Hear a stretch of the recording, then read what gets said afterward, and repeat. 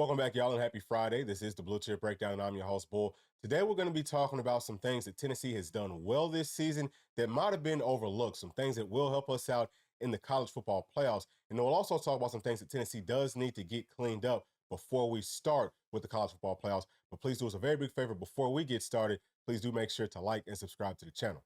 So the first thing I think Tennessee's doing a great job of, and this is really coming more from that Vanderbilt game, is blocking with better body control. This is something that the members know we've talked about all season long. It just felt like over the course of this season, our offensive linemen would trip over their own feet or they'd lunge and miss people, and that really kind of hurt our running game as good as it's been.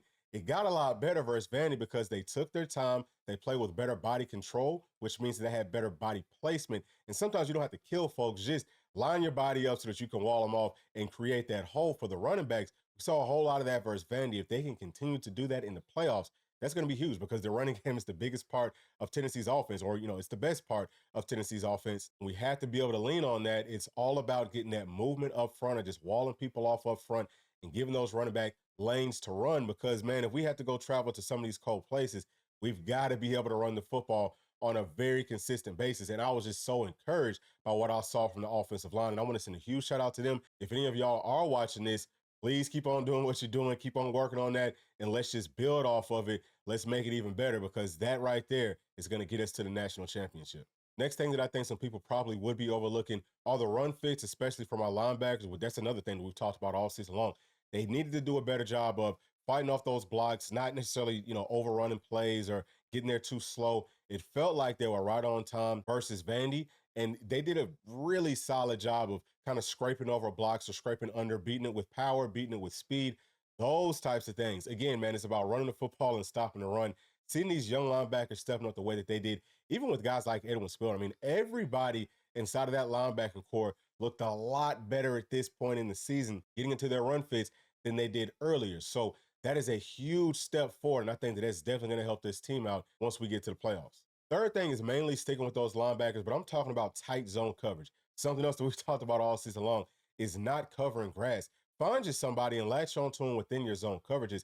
The linebackers weren't doing a very good job of that over the course of the season, but versus Vandy, man, it looked tremendous. They literally were finding folks, and I mean, sometimes, grabbing them, holding on to them, that's going to be so big because facing up against some of these Big Ten teams, their quarterbacks aren't that mobile, so you don't have to worry too much about them coming out of the backfield and scrambling.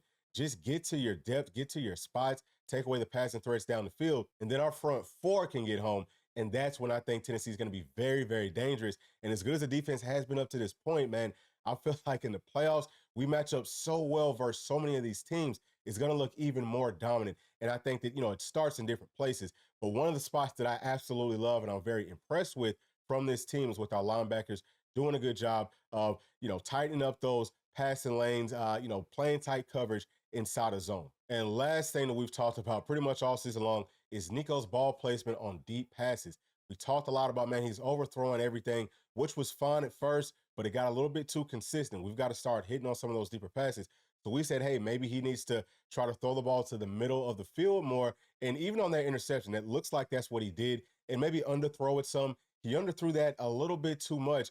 But for some of the other ones, man, like throw it up for grabs. Let these big 6'4", 6'5" wide receivers, let them go make some plays. Really, all the wide receivers. Wide receivers love whenever a quarterback gives them the chance to make a play. Like that makes them feel a lot more confident, and you see them playing with a lot more swag. And it felt like in this previous game versus Vandy, man, Nico was saying, hey, look, I'm just going to throw it up for grabs.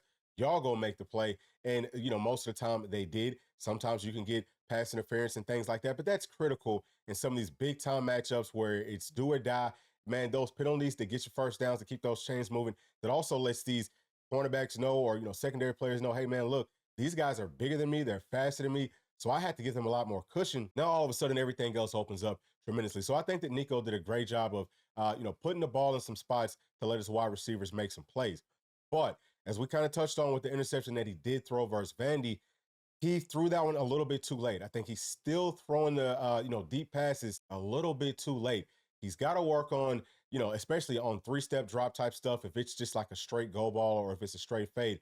If we're working in 12 personnel, if you know for sure that's man-to-man coverage on the outside, go through a little fake and just throw it up. Like throw it up right here, right now, and let them go get it. At that point, it's a lot easier for you to be more accurate with the pass because it's not as deep. And then, it's a lot easier for them to just track it and go and make a play because you threw it up so early. Now, at this point, man, if you loft it, they can run and go get it. Again, give them the chance to make the plays.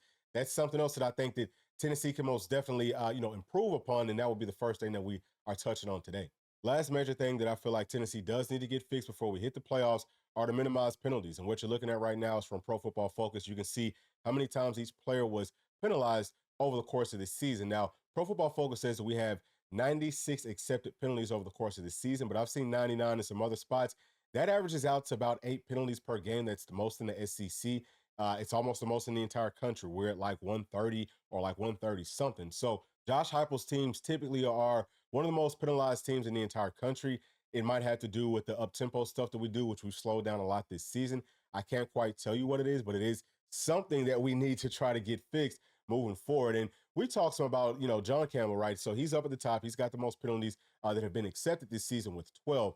A lot of those penalties were holds. Some of them weren't, really holds. You can call holding on every single play. But I'm pointing all that out just to say that I'm not super upset with players that get called for holds because I'd much rather you hold than get the quarterback killed. Like that's the alternative to that sometimes, but people need to understand that. But he does need to, work on his technique, his fundamentals just a little bit more. I don't think that he's been as penalized as far as holding goes later on in the season, but he is still having some false starts. And I see those types of things, those frustrate me. Personal foul penalties, especially if it's like a dead ball personal foul penalty. In certain situations, hey, maybe you just kind of, got to make a statement. But for the most part, man, playoff football, we can't have stuff like that. And it's not just about John Campbell. Both of the tackles are the most penalized players on this team. But if you break this thing down between offense and defense, if I counted this right, it looks like the defense actually has more penalties than the offense does. It's pretty close. But the whole point right there is, we also can't be lining up off sides. That's another penalty that I think is just from a lack of focus and effort. Jumping off sides, that's another one. But sometimes you will have pass interference calls. You might have face mask calls. Some of that stuff, y'all, it is so difficult whenever, the game is being played this fast to minimize those types of penalties. You know what I mean? And same thing that we talked about with the holds on offense could be the same thing with the holds or pass interferences on defense. Man, save us a daggum touchdown because in college, that's just a, 10, 15-yard penalty. We can live to fight on the, next play or, whatever. So that's how I'm looking at that. But that's definitely something, with such a small margin of error in playoff football that Tennessee's going to have to do a much better job, or at least a better job that'll help us out, I think, as we move forward. All right, y'all. So that's it for me. I do think that this team, man, is trending in the right direction. I've talked about it several times. I feel like us in Texas are the closest to being truly complete teams. We saw some of that vertical passing game getting going, with our offense last weekend versus Vandy. We kind of touched on that. That was the one missing piece, I think, for this team. Obviously, penalties is something that we have to kind of get cleaned up. But everything else, some of the small stuff that we talked about today, that's going to go a major way as long as over the course of these next couple of weeks, Tennessee can maintain that or build on top of that, which is what we're hoping we can do. But if any of the players are watching, man, y'all keep on working on y'all's craft. We are this close, man. Play with an attitude, play with an edge. And for everyone else that is watching, please do us a very big favor. Make sure to like and subscribe. Leave your thoughts and comments down in the comment section. What do you think Tennessee has done well this season that maybe some people have overlooked? And what do you think that we need to improve on before we hit the playoffs? But that's it for this one. Again, please do make sure to like, subscribe, hit that notification bell, share with your friends, family, and other volunteer fans. We'll see y'all on the next one. Thanks. Peace.